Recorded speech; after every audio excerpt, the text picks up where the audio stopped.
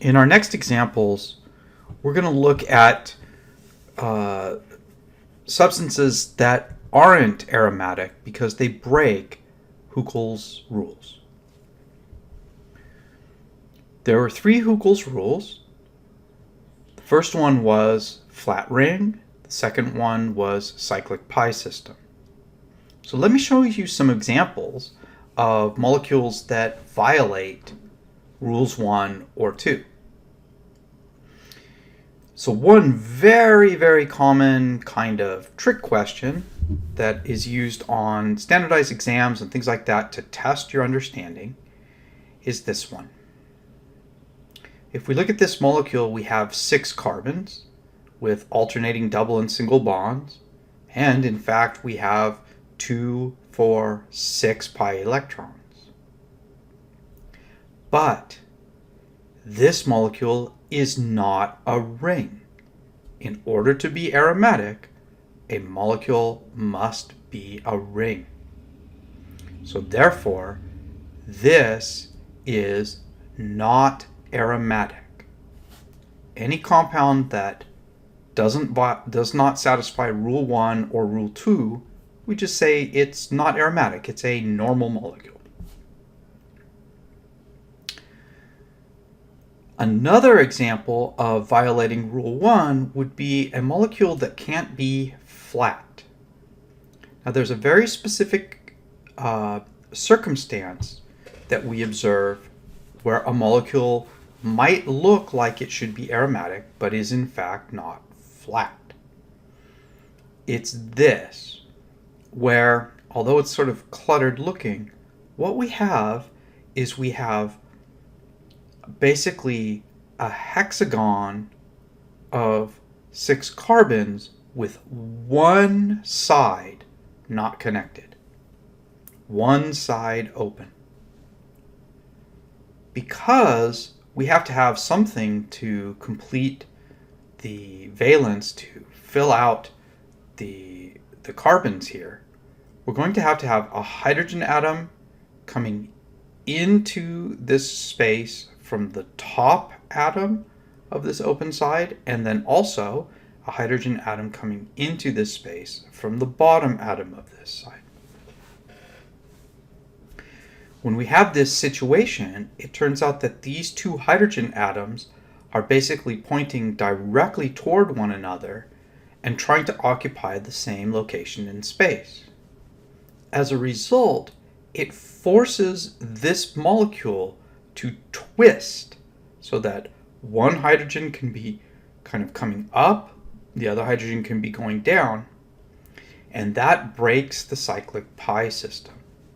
So this molecule is not able to be flat to have a cyclic pi system. So there are relatively few molecules that have this problem. Basically, you should mostly expect to see this in molecules like this, where you have 6 carbons almost in a ring with one side missing. Finally then, there's rule 2, the cyclic pi system. So if we look at this molecule right here, it almost looks like our previous example. Let me just show you that. It almost looks like this, except for instead of having a lone pair on this carbon that's not part of the 2 double bonds, we have 2 hydrogens. Now I showed you when we had the lone pair, we could be sp3 hybridized, but the lone pair was capable of changing its shape, changing its hybridization, and making a pi orbital. Well, when we have 2 hydrogens, we would have a hydrogen here instead, and that is not able to change its shape and not able to rehybridize and make a pi-type orbital. So as a result, what we have here is most likely a flat ring, but the pi system only goes on the carbons of the double bond, and there's one carbon of the ring that has no pi-type orbital. We can see this in another picture. If we draw the sigma skeleton of the ring from a sideways view and then draw the p orbitals perpendicular to that. This would be the p orbitals for one of the double bonds. This would be the two p orbitals for the other double bond. And then this would be the CH2, which would be tetrahedral. You can see that we can draw a delocalized orbital going over these 4 carbons, but there is nothing to extend it to the 5th. So again, this molecule would be not aromatic.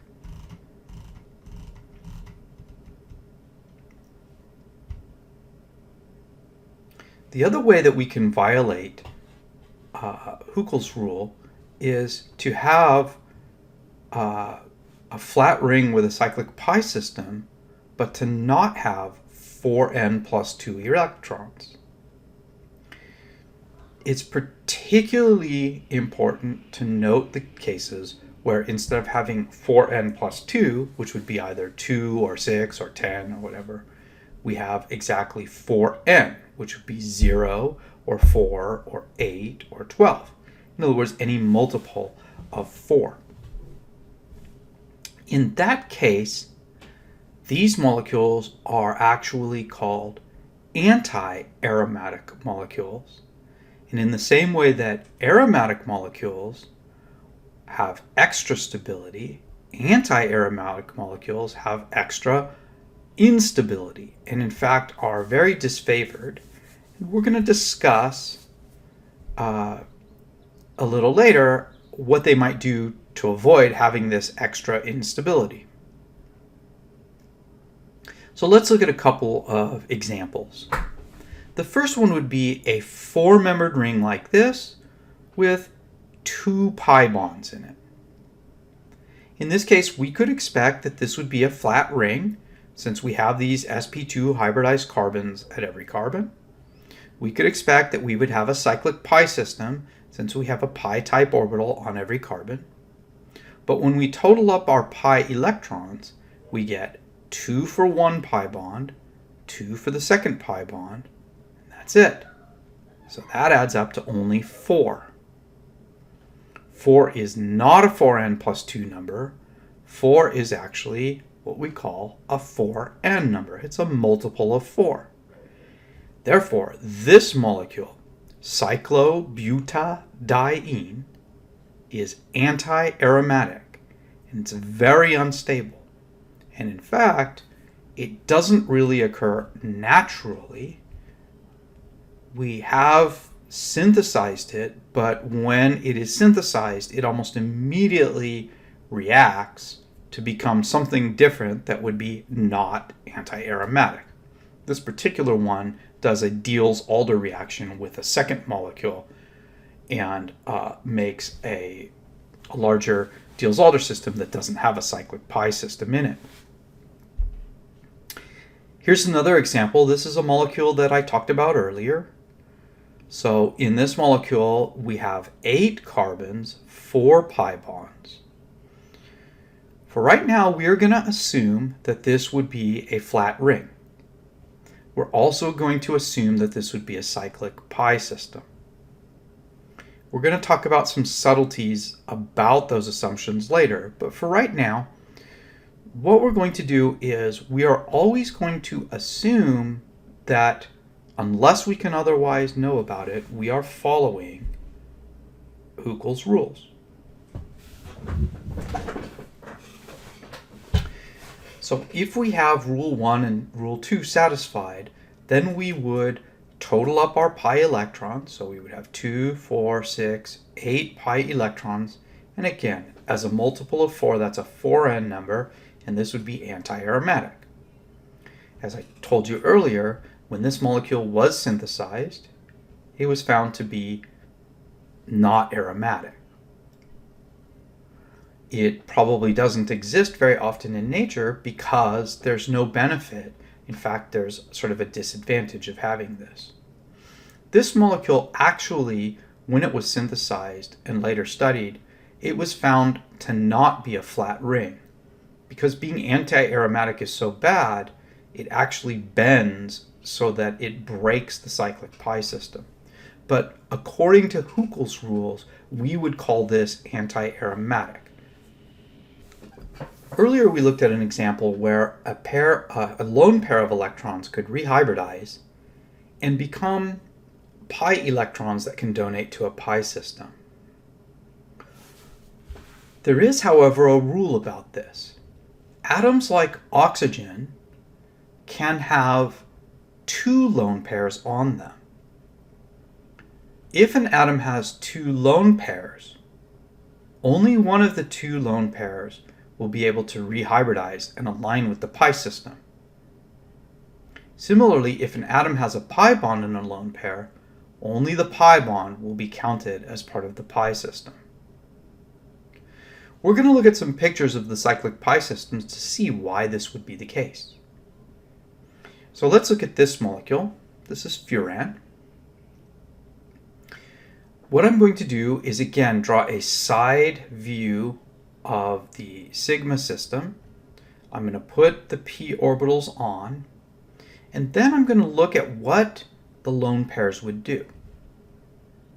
So when we looked earlier, we looked at an example where there was one lone pair and there was a hydrogen.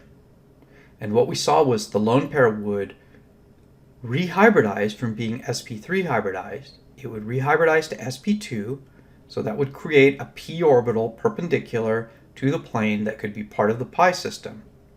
And we saw that the hydrogen would come out parallel to the pi system, parallel to the sigma system.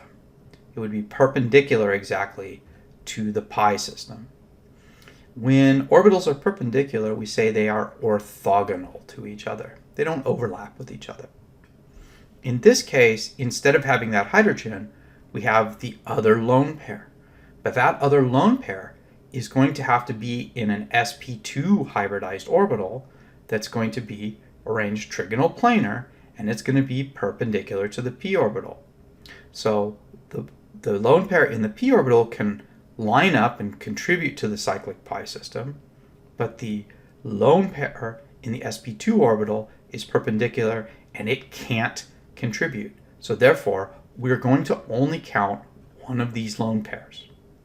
When we do that then, assuming we have a flat ring, which we can get, cyclic pi system, which we can get, if we look then, we would have 2, 4, and then 6 pi electrons. This would be aromatic, and furan is in fact aromatic. An example where we have a pi bond and then a lone pair is this molecule. This is pyridine. This nitrogen has a pi bond attached to it. It also has a lone pair. Well, if we draw the three-dimensional structure of this, side view of the sigma system, we put in all of the p orbitals for the pi bond, it turns out that the lone pair is going to have to be in an sp2 hybrid orbital also, because this p orbital, which is making this double bond, is in this location. So the lone pair will have to be here to complete the trigonal planar. As a result, this lone pair is perpendicular to the pi system, and we're not going to count it. We're just going to count the pi orbital here.